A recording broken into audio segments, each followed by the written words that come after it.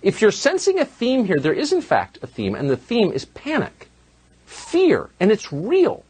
You are looking at leaders who are genuinely afraid of the people they're supposed to be leading.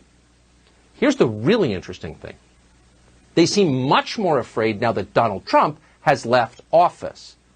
With Donald Trump gone, they sense that a period of actual populism has begun, real populism, and they may be right. Look at what happened this week on Wall Street. A group of guys on Reddit trading stocks in their boxer shorts exposed the entire American finance establishment as the corrupt and fraudulent scam that it often is. That's a pivotal moment in this country. Once you see something like that, you can't unsee it. Once someone pulls the mask from your face, he still remembers your face.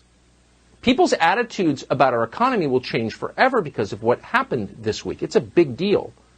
The Biden administration's response to what happened this week, their first impulse was to brag about having the first female Treasury Secretary. That's what they said. That's not an adequate response to what happened, and even the Biden people know that it's not. But that's all they had.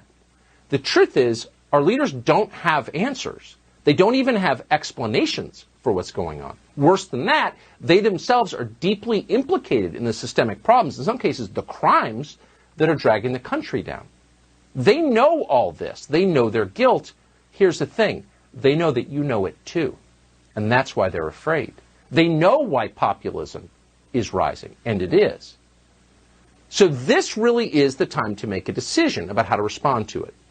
What our leaders do next will define what America looks like going forward. It wouldn't even be hard to begin the process of fixing things, of bringing actual unity to a country that badly needs unity. In a democracy, the first step to unifying the country is always the same. Leaders enter into a power-sharing agreement with the people they lead. They do the obvious things. They stop lying to their own citizens. They stop attacking them, and they respect their culture. They don't try to control people's beliefs. That's not their role. They treat their own citizens like adults, meaning they treat them fairly. And above all, they cut the public in on some of the fruits of the country's success.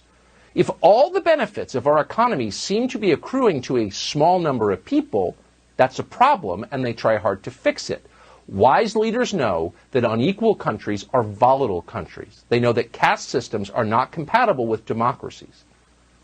But our leaders don't seem to know any of that. Instead, they tell us that solar cars and mandatory diversity training are the real solutions to our problems. But no one buys that. Those are not real solutions. They're a smokescreen.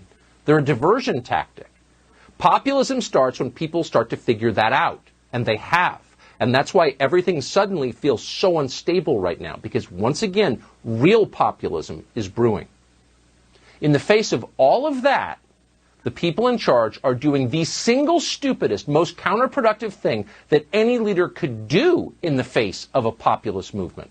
They're refusing to admit their role in the decline.